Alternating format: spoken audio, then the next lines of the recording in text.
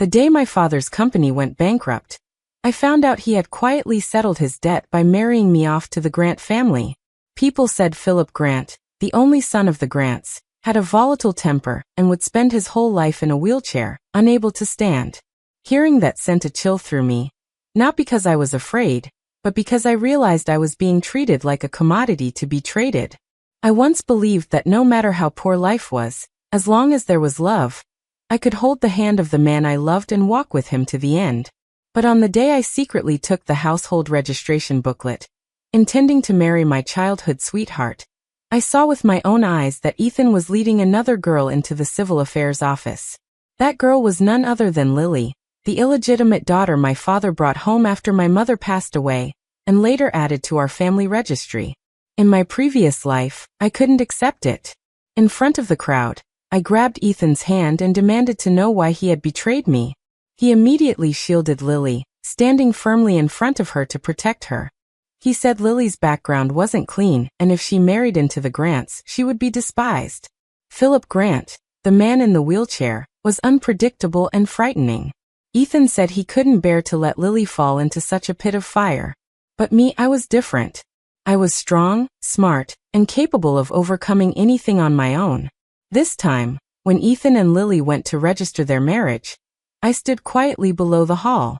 I watched as the official photographer chose them as the model newlyweds of the day, taking their photos and offering blessings. When Ethan's eyes met mine, his smile froze and a flicker of panic crossed his face. I, however, remained calm, showing no anger or making a scene.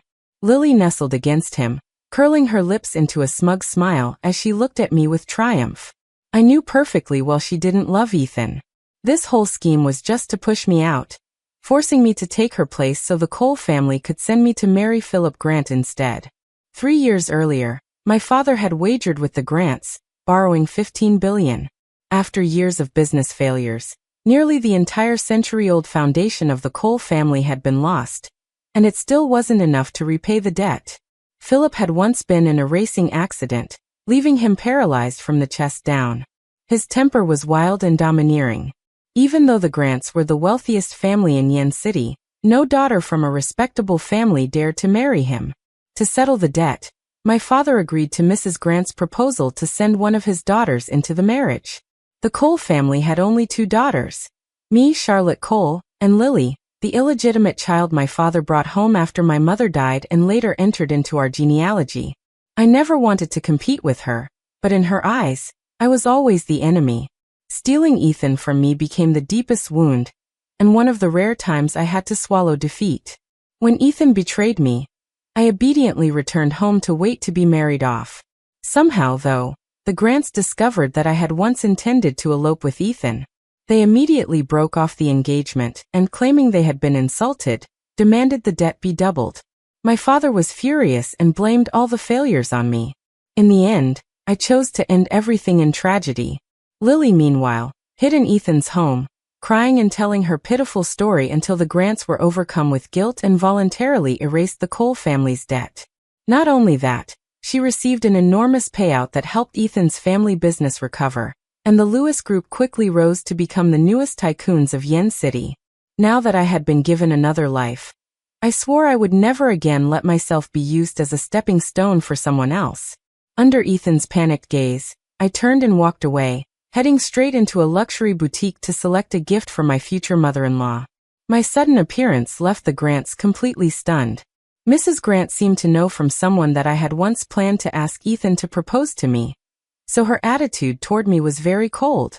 I was used to such chilly faces, so I calmly presented the 30-carat diamond bracelet I had custom-ordered and respectfully offered it to her. I had also prepared a set of acupuncture equipment designed to aid in nerve recovery intended for my future husband, Philip Grant, whom I had never met. At first, Mrs. Grant barely paid attention to the bracelet. But when her eyes fell on the acupuncture device, she slightly curled her lips, her sharp gaze narrowing as she studied me. "You know medicine?" she asked clearly. Before meeting me, she had already investigated the 2 Cole daughters. I didn't deny it. Instead, I explained that before my mother passed away, she had been paralyzed in an accident. All of her post-surgery recovery and daily care had fallen entirely on me. Mrs. Grant's expression darkened. Your family didn't have the money to hire a nurse or a caretaker? She asked. I swallowed hard, forcing down the hatred I felt for my father, and answered evenly.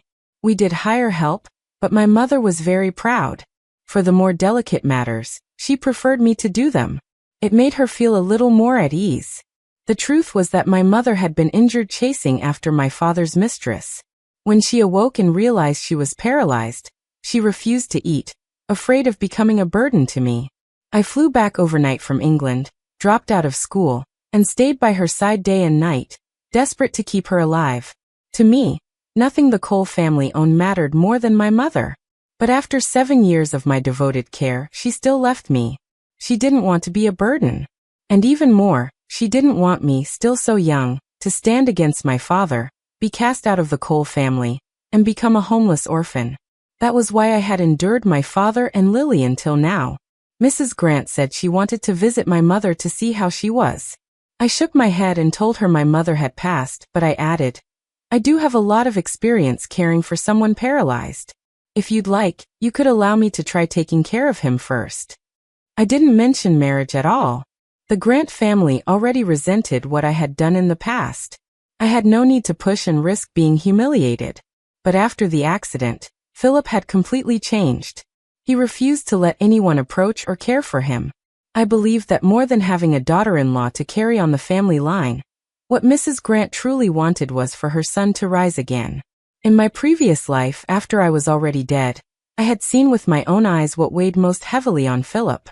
I knew he wasn't paralyzed because of a biological injury. It was one incident that left him consumed by shame, causing him to give up on himself. If I could help him untangle that knot in his heart, he could start over again. Mrs. Grant instructed a servant to lead me to meet Philip, telling me to persuade him myself before anything else happened. His bedroom was originally on the 3rd floor of the mansion, but to make care more convenient, the Grants had moved him into the large master bedroom on the 1st floor. Outside his room was a spacious sitting area. And since Mrs. Grant and I hadn't spoken softly, Philip had likely heard every word of my plan. I clenched my fists tightly, forcing myself to stay calm. The truth was, I had seen Philip before. The man once called the shining jewel of Yen City twice before his accident. Born with a silver spoon in his mouth, he was the sole heir of the wealthiest family in Yen City.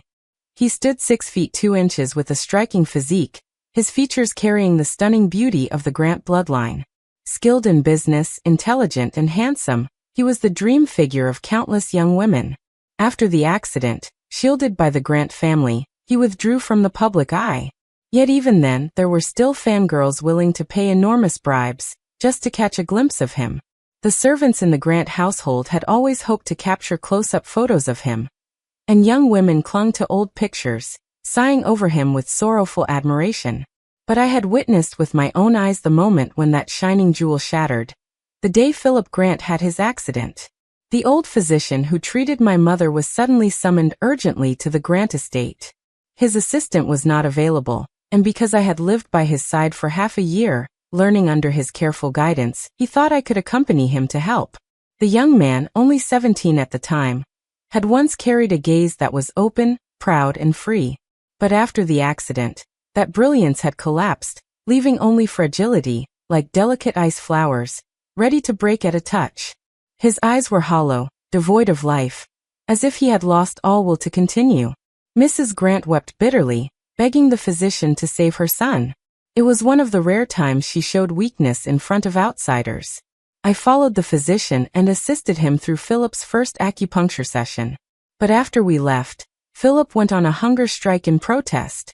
He refused to let his mother hire more doctors, tormenting his already broken body. At that time, neither of us could have imagined we would one day be bound by an arranged marriage. And I never imagined that in my past life, out of guilt for my tragic death, Philip would be the one to ask his mother to forgive the Cole family's debt, and even give Lily a massive sum as compensation. That blood-stained money, whether I could claim it in this life or not, I swore I would never let Lily enjoy so easily. I pushed open the heavy carved wooden door, and a strong medicinal scent mixed with a faint cold fragrance rushed into my nose. Philip sat with his back to the door in a wheelchair, facing the garden outside the window. He wore a black silk shirt, the clean cut of his shoulders, and the sharp line of his nape resembling the edge of a blade. His voice when he spoke was low and cold. "Get out." I didn't retreat. Instead, I quietly closed the door behind me, placed the acupuncture kit on the table, and said steadily, "Mr. Grant, I'm here to discuss a deal." He immediately turned his chair around. The face that once drove the daughters of Yen City to madness was now deathly pale, almost translucent. A vicious scar ran from the corner of his brow down to his chin. But the most terrifying part was his eyes, dark and deep, like a bottomless icy lake. "Charlotte Cole," he drawled, narrowing his eyes. "The eldest daughter of the Cole family. I didn't expect you to still be remembered." "It's me." I looked straight into his eyes. "I know you don't want this marriage. I don't want to be married off either, but I need the Grant family's protection, and you need me.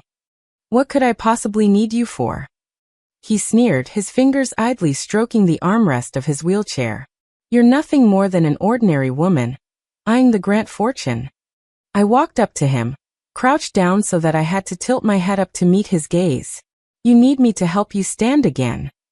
Philip's face was expressionless, cold as ice, though the corner of his lips curved in a mocking smile. I ignored it, remaining calm as I continued. "7 years ago, I came with Dr. Chen to the Grant estate. You refused treatment then, but I saw your medical report. Your spinal nerves were not completely severed. In theory, there was still a chance for recovery." Philip raised his brows, his tone chilly. "What could you possibly know?" "I know why you can't stand," I said firmly. "Most of it is psychological. Dr. Chen once told me that your treatment was progressing well. It was you who resisted recovery. In my previous life, after my death, I accidentally discovered the root of his illness. His paralysis wasn't truly caused by the accident. It had been orchestrated by his father's new lover. Philip knew perfectly well that standing again would mean facing the person who crippled him, yet still roamed free, untouched by the law. It would also mean taking over Grant Corporation, a filthy, corrupt swamp he wanted no part of. And it also meant he would have to tell his mother the bitter truth about the marriage she had been deceived into arranging. He couldn't bear to do it, so he chose instead to paralyze himself. The room sank into a deathly silence. Philip's breathing grew heavier, his eyes swirling with emotions I couldn't begin to understand. After a long while he suddenly laughed. "Miss Cole, you've got some nerve. Do you think you can threaten me with this?" "No," I shook my head. "I'm simply offering a deal. I'll help you recover, and you'll keep the engagement for me as temporary protection. When you're able to stand again, the engagement can be broken at any time."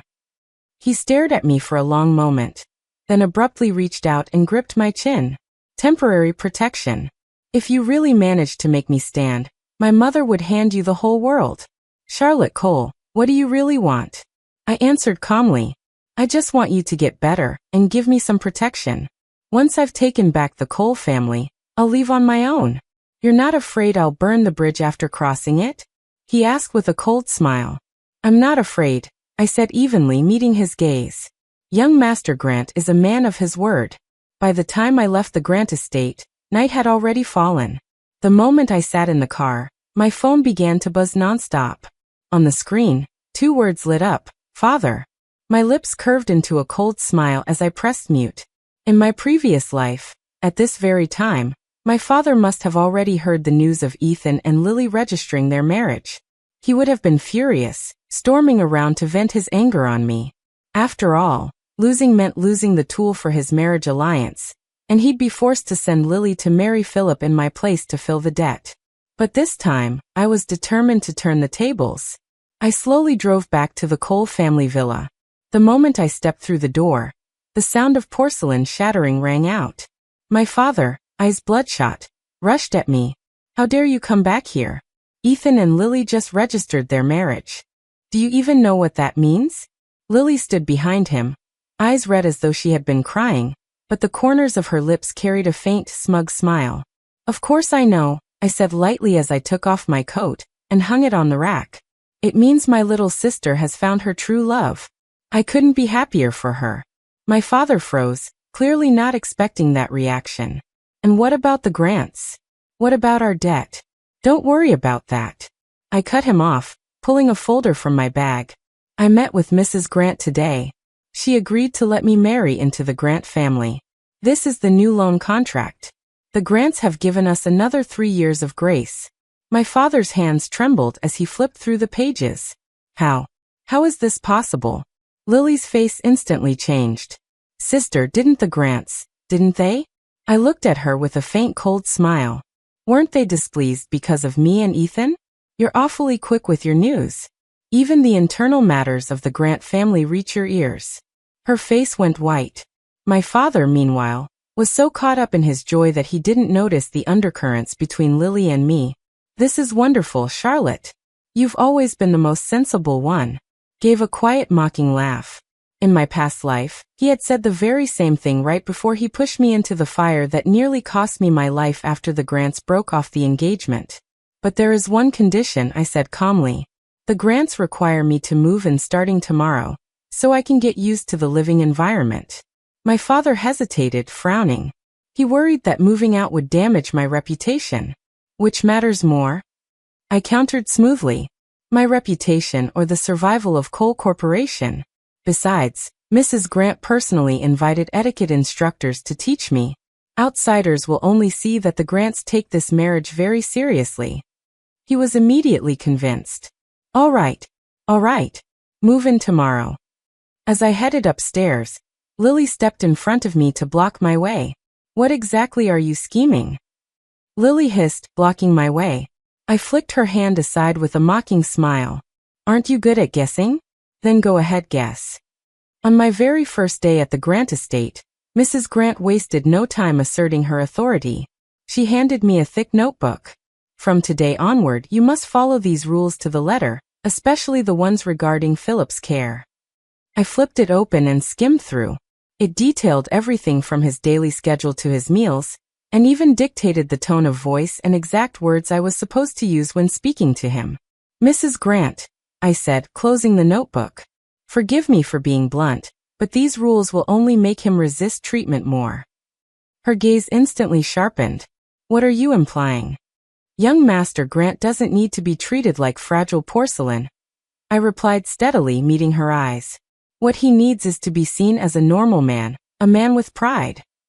Mrs. Grant's expression shifted several times before she finally said coldly, Fine, I'll give you 3 months. If there's no improvement by then, you know the consequences. I nodded in agreement, though in my heart I knew it wouldn't take 3 months. With his current reflexes, once Philip's psychological barrier was lifted, he could stand within a short time. That night, I carried a tray of tonic soup to his room and knocked. Leave it, came his voice cold as ever from inside. I pushed the door open anyway and saw him reading company documents. Without looking up, he said icily, Put it down and go. I didn't move. This soup has to be taken while it's hot. At that, he finally raised his eyes, dark and shadowed. Charlotte Cole, don't think just because I accepted this deal, you can order me around. This isn't an order. I set the tray down and pulled a small box from my bag. It's part of your treatment. Inside was a set of finely crafted acupuncture needles. Philip's expression shifted slightly. You actually think those needles will help? It's not what I think, I answered calmly. It's what Dr. Chen proved. His technique is renowned and highly effective. I only mastered 70 or 80%, but it's enough to cure you. Philip's fingers trembled slightly. Get out. I ignored the dismissal and stepped closer, crouching down in front of him. He instinctively tilted his head up, and in that instant, I quickly inserted a needle into the acupoint on his leg. His muscles tensed sharply, but to my surprise, he didn't push me away. Do you feel that? I asked. His throat moved and he gave a faint nod. Good. I continued, placing a few more needles. Starting tonight, I'll come every evening to perform acupuncture. Within a month, I guarantee you'll be able to stand. He gave a cold laugh. And what makes you so confident? Because I know you can. I looked straight into his eyes. Philip, no one knows better than you that you've never truly been crippled. You've always longed to stand again to protect the one you love. His pupils shrank violently. Suddenly he gripped my wrist hard. Who told you that? I gently touched his knee. When I inserted the needle just now, your reflex response was incredibly sharp. He stared at me, his eyes filled with complicated, unreadable emotions. After a long silence, he abruptly released me. His voice was hoarse. Leave. I recognized it as his compromise. Gathering the needles, I stood and walked out. As I closed the door behind me, I heard him say, "Tomorrow night 8 o'clock." Life in the Grant household turned out to be calmer than I expected. By day, I followed Mrs. Spore Grant to learn how to manage family affairs. By night, I performed acupuncture and guided Philip's rehabilitation. Between Philip and me, a strange kind of tacit understanding gradually formed. He no longer spoke harshly to me, and I didn't intrude into his private affairs. Everything remained steady until one afternoon when the calm of the Grant estate was broken. "Miss Cole, there's a man named Lynn here to see you," the butler reported respectfully. I was sitting with Mrs. Grant, sipping tea in the tea room. At the mention of his name, I raised an eyebrow. "Ethan." Mrs. Grant set her cup down, displeasure flickering across her face. "Isn't he the childhood sweetheart who is now your brother-in-law?" I asked evenly. "Would you like to see him, Mother?" It was the first time I'd called her that. Mrs. Grant was visibly taken aback, then nodded. "Very well, let him in." Ethan entered with a dark expression. Seeing Mrs. Grant there as well, he looked uneasy. "Mrs. Grant, my apologies for disturbing you." She took a sip of tea, her tone calm but sharp. "Mr. Lynn, what business brings you here?" His eyes flicked toward me. "I want to speak to Charlotte in private." "Whatever it is, you can say it here." I smiled lightly. "There's nothing to hide between me and Mother." His face grew darker. He drew in a deep breath. "Charlotte, Lily has been hospitalized." I arched a brow. "Oh, what happened to her?" His fists clenched. "She's pregnant, but yesterday she suffered severe bleeding. The doctor said it was because she had been using birth control pills for too long, which caused hormonal imbalance." I almost laughed aloud. In my previous life, Lily had played the very same trick, pretending to miscarry, blaming it all on me, and turning my father completely against me. I hadn't expected her to start acting this early in this lifetime. "So what?" I asked calmly. Ethan's eyes flashed with anger. She said, "You tampered with her medication, Charlotte. I know you hate us, but the baby is innocent." The porcelain saucer clinked sharply as Mrs. Grant set down her cup. Her expression turned cold. "Mr. Lynn, you dare come to the Grant family home and slander my future daughter-in-law? Do you have any proof of this supposed crime?" Ethan's bravado instantly wilted. Lily said, "What she said doesn't matter." I cut him off. "What matters is evidence. Where is the medical report, the drug test results?" He froze, unable to answer. I sighed and pulled out my phone, dialing Lily and putting it on speaker. "Lily," I asked bluntly, "did you tell Ethan I spiked your medicine and harmed you?" There was silence on the other end for a few seconds. Then her weak voice came through. "No, I didn't." Ethan misunderstood. Ethan's face turned ashen. "Good," I said with a smile. "Then focus on resting. Philip and I will visit you soon." Outwardly, we were still two sisters who cared for each other, preserving the Cole family's dignity. I hung up and looked at Ethan, whose face was now gray with humiliation. "Anything else you'd like to say?" He stumbled back a few steps, then suddenly fell to his knees. "Charlotte, I was wrong. Lily has been lying to me all along. Our company is in financial trouble. We needed money, so I planned to deceive you." I laughed coldly. "Get out. Don't embarrass yourself here." You laughed, dejected and humiliated. Mrs. Grant studied me with a thoughtful expression. "You already suspected something like this would happen." I shook my head. "No, but I know Lily. She loves playing the victim, yet she's terrified of being exposed." Mrs. Grant suddenly chuckled. "Charlotte Cole, now I see why Philip has accepted you." Just then, the heavy doors were pushed open and Philip was wheeled in, his brows tightly furrowed. "That girl dared to slander you." "It's been taken care of," I answered softly. He snorted proudly, then suddenly pushed himself up from the wheelchair. He managed only a few seconds before collapsing back down, but it was enough to make Mrs. Grant cry out in shock. "Philip, my son, I'm fine," Mrs. Grant said, her voice trembling. But how could I allow my daughter-in-law to be bullied? Philip's sudden change in attitude toward me startled not only me, but even Mrs. Grant seemed surprised. She must have guessed he wanted to speak with me alone because she dabbed the corners of her eyes with a handkerchief and excused herself under the pretense of other matters. I bowed slightly. Thank you, Philip.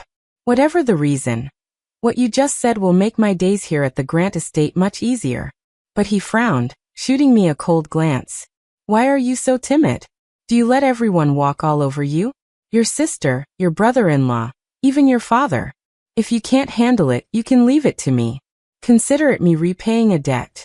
I laughed lightly. 3 people. What do the Grants dabble in illegal business? He glared at me. I meant throwing them in prison, doing such vile things, and still daring to hover around you. They're nothing but a nuisance, distracting me from my treatment. So that was what he meant. Perhaps he had already investigated the tangled mess of my family. I answered seriously. There's no need. I'll handle it myself. After coming back to life, nothing matters more to me than taking revenge with my own hands. I already had the evidence of my father and Lily embezzling company assets. I was only waiting for the right time to expose it. For now, I let them climb higher just so their fall would be harder. And the Lynn family, they had already lost their funding. They could barely survive themselves, let alone shield the Coles. Besides, the woman Philip hated most was about to return. I had no intention of interfering with his revenge. He didn't get angry at my refusal, only furrowed his brows. If you can't manage it, then call me. We're partners now, after all. I gave a soft reply. All right. In the days that followed, Philip became unusually cooperative with me. Each day during rehabilitation, he insisted on lengthening the sessions, even asking me to increase the difficulty. Watching him grit his teeth through the pain, sweat dripping down yet still persevering, moved me. My hands grew even steadier as I worked. By my calculations, by the end of the month, he was able to walk a few steps along the wall. Mrs. Grant was ecstatic. She showered me with jewelry and money transfers and even phoned Mr. Grant, who was managing business in Europe, telling him to return and host a banquet to celebrate Philip. But when Philip heard that his father would be bringing their foster daughter, Julia, back with him, his face immediately darkened. He snatched the phone from his mother's hand and hung up without hesitation. Mother, I don't want them coming back now. I noticed the servants' reactions around us, wondering which of them might be Mr. Grant's informants. Yet Philip still openly revealed his stance. To help him out, I slipped my hand into his. He just wants to wait until he's fully recovered so he can surprise father and Julia. If they come back too soon, it'll ruin the fun. I wheeled Philip back toward his room, but as soon as we crossed the threshold, he shoved my hand away. Who told you to interfere? His voice dropped low, his eyes sharp and cold. Did you think that would earn you favor with the Grants? I pulled my hand back, my palm red from his grip, but my expression stayed calm. I only didn't want your efforts to be wasted. He gave a cold laugh and turned his wheelchair toward the large window. Julia's coming back. Do you even know who she is? I nodded.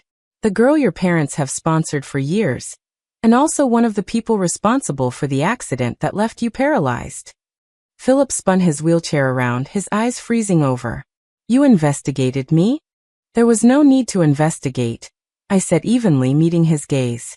The scandal between her and your father is common knowledge in our circles. It's only that your mother has been shielded by you so carefully. She hasn't seen it.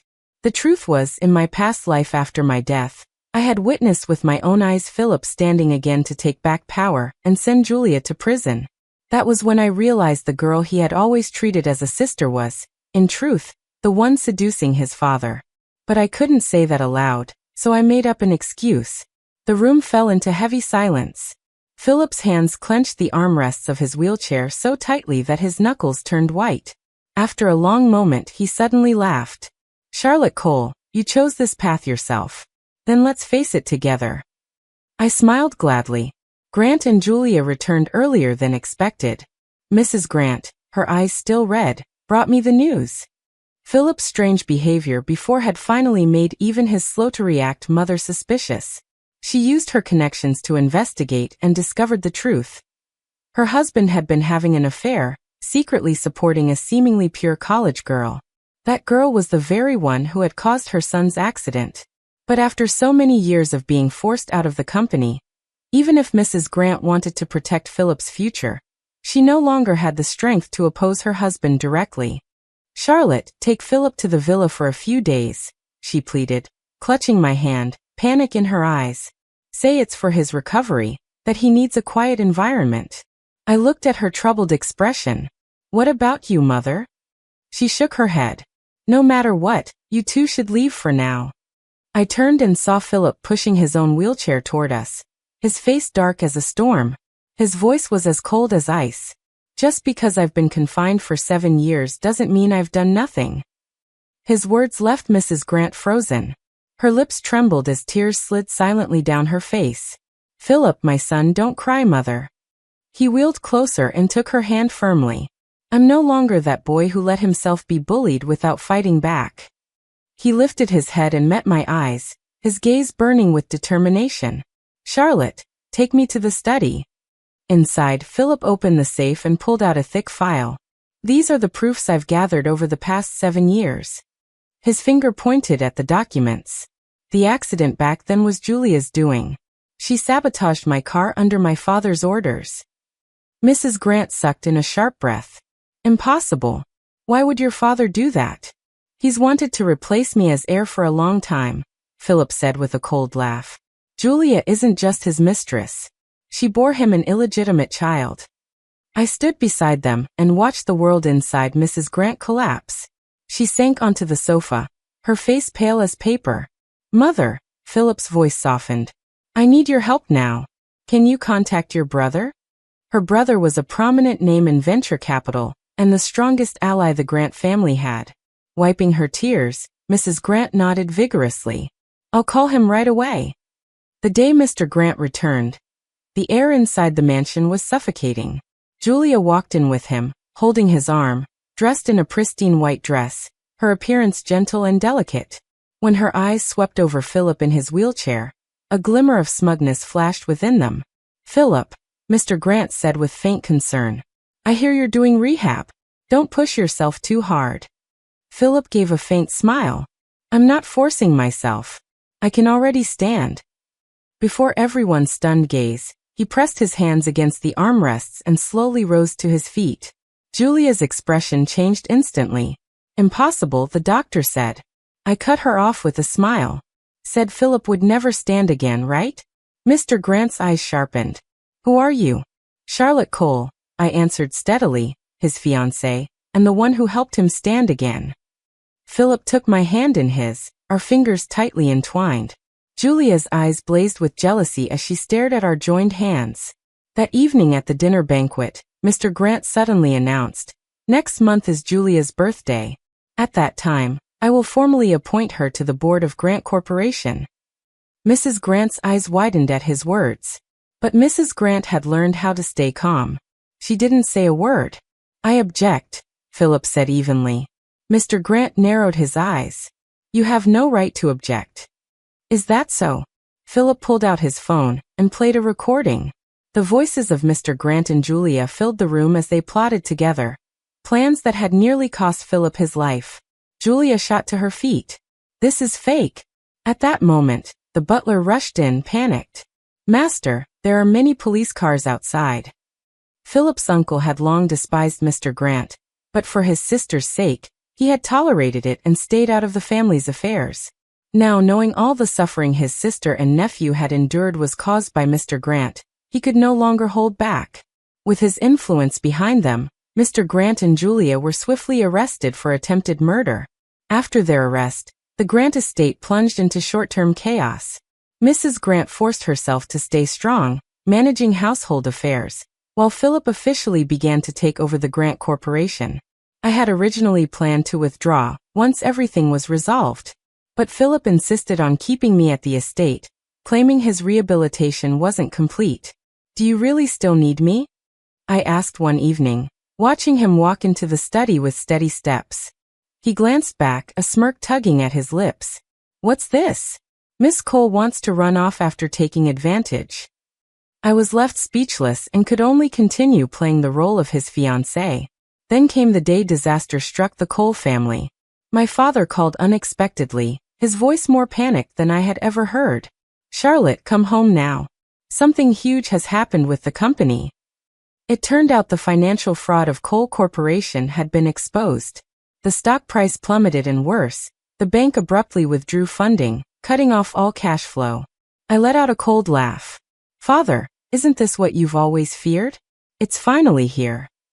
"Charlotte," his voice shook. "Only you can save Cole Corporation now. The Grants are rich if you just ask." "I won't ask." I cut him off. "The gaping holes in Cole Corporation were created by you and Lily. You two can bear them yourselves." There was silence on the other end for a few seconds before Lily's sharp voice replaced his. "Charlotte Cole, don't get cocky. Do you think clinging to the Grants will keep you safe? Let me tell you, Ethan is already seeking out Philip to propose a partnership. And when that happens, what?" I interrupted with a light laugh. "He'll betray me one more time." I hung up and went straight to find Philip. He was in a meeting, but when he saw me, he signaled for everyone to pause. "What's wrong?" he asked, frowning. "Ethan is planning to approach you for a partnership," I said bluntly. "Don't agree." Philip didn't answer immediately, only murmured, "The terms he offered are very tempting. In business, one has to consider profit." I understood. He had only just taken over the company and needed profitable projects to win over the shareholders. That was exactly why I had to warn him. I pulled out my phone and played a recording. This is him and Lily. They're targeting the Grants. It was the same conversation I had overheard in my past life before I died. Lily bragging to Ethan as she outlined their scheme step by step, exploiting cooperation between Lynn Corporation and Grant Corporation to seize the Grants' assets. Philip's eyes turned dangerously sharp. "Where did you get this?" "That doesn't matter." I put the phone away. "What matters is that now you know their intentions." He studied me for a long moment, then suddenly sighed. "Charlotte Cole, you didn't need to remind me. I never planned to cooperate with them. Their enemies are your enemies. And if they're your enemies, then they're mine too. Can't you trust me a little more?" Philip asked quietly. I gave a slight nod. But when the day Ethan truly came, I still wasn't at ease. I hid in the adjoining room and listened. Ethan sounded overly eager. "Mr. Grant, our new energy project has enormous potential. If Grant Corporation invests, the return will be at least 300%. Philip flipped through the proposal lazily. "It does sound impressive, but why choose Grant Corporation as your partner?" Ethan faltered for a moment, naturally because of Grant Corporation's strength, and also because of Charlotte. He lowered his voice. "I know the two of you are only in a transactional relationship. Once this deal succeeds, I can help you cut ties with her. She's too headstrong, not gentle or lovable like a woman should be. Being stuck with her must be tiresome." Before he could continue, Philip's icy voice cut in. "Mr. Lynn, it seems you've misunderstood." He rose from his chair, looking down at Ethan from above. "First, Charlotte Cole is my fiancée, not some transaction. Second, your project is a scam. I already have the evidence." Ethan's face went pale. "That's impossible." Philip pressed a button on his desk. Several police officers entered immediately. "Mr. Lynn, you're under suspicion of commercial fraud. Please come with us." Ethan was taken away. I stepped out from the side room. Philip's eyes met mine. Satisfied? I nodded. "Thank you." "No need for thanks." He walked closer. "But in exchange, can you finally tell me where that recording really came from?" I drew a deep breath. "If I told you I was reborn, would you believe me?" To my shock, Philip nodded. "I would." "Why?" I whispered. "Because I once dreamed a dream," he said softly. "In it, you died horribly, and I was consumed with regret for not realizing what you meant to me sooner." My body stiffened. "In that dream, Lily brought me the news of your death. She cried and spun her story. When I investigated, I found the truth. But it was already too late. So when you appeared in my house, I knew you right away. In the dream, I kept chasing a figure, but I could never reach her. Charlotte Cole, will you give me a chance? Let me pursue you, walk beside you, spend the rest of my life with you." My eyes grew wet. So it wasn't just me who remembered the past. He had always been waiting for me, too. Still, I didn't answer immediately. You can court me, I said softly. But marriage proposals will have to wait. He pulled me into his arms. This time, my heart truly wavered. On the day Coal Corporation declared bankruptcy, my father brought Lily to the Grant estate to beg me for help. In just a few days, he looked 10 years older, his hair entirely gray. Charlotte, he pleaded. I know I was wrong. For the sake of father and daughter, please save Coal Corporation. Lily wept bitterly. Sister, it's all my fault. I shouldn't have stolen Ethan. I shouldn't have harmed you. I looked at them calm and detached. Father, do you remember how Mother died? His whole body trembled. She didn't die of illness, I said softly, meeting his eyes. She died because you pulled out her breathing tube. Lily gasped and turned to him, horrified. Father, is that true? My father collapsed to the ground, mumbling. How? How did you know? Because I saw the surveillance video. I answered, my voice shaking. By the time I arrived, she was already gone. To pay off his debts, my father had agreed to Mrs. Grant's proposal to send a Cole daughter to bear the burden. Charlotte Cole. My father suddenly laughed, his face twisted and grotesque. Do you think you've won? Let me tell you, the entire Coal Corporation debt has been transferred into your name. If I die, you'll die with me. Philip's voice cut in cold and sharp. That so-called debt transfer contract is a fake. I've already had my lawyer take care of it. My father's face drained of all color. My father and Lily were arrested for attempted murder and financial fraud, and Coal Corporation was officially declared bankrupt. But the assets my mother had left behind had long since been moved under my control, so they remained untouched. When everything finally settled down, I told Philip the first wanted to travel for a while to relax. He leaned against the doorframe, blocking my way. Why don't you take me with you? You just started walking again, and you still have a company to manage. How could I possibly drag you along? I said, both exasperated and amused. He stepped closer, firmly shutting my suitcase. I don't care. Wherever you go, I'll go. What if you disappear on me again? Then he pulled me into his arms, his breath warm against my ear. Charlotte Cole, don't vanish on your own anymore. It terrifies me. I've got my mother to handle things, so nothing major will happen. But if you run away, I'll lose my wife for real. My face flushed crimson. Philip, are you serious? More serious than gold itself, he said, pulling out a velvet box. Dropping to one knee, he opened it. Marry me. Let's turn this trip into our honeymoon. Looking into the sincerity in his eyes, I couldn't help but laugh. All right, but on one condition. What condition? Our honeymoon has to be in Iceland, I said softly. In my last life, my greatest regret before dying was never seeing the northern lights. He stood and wrapped me tightly in his arms. Not just Iceland. I'll take you everywhere you want to go.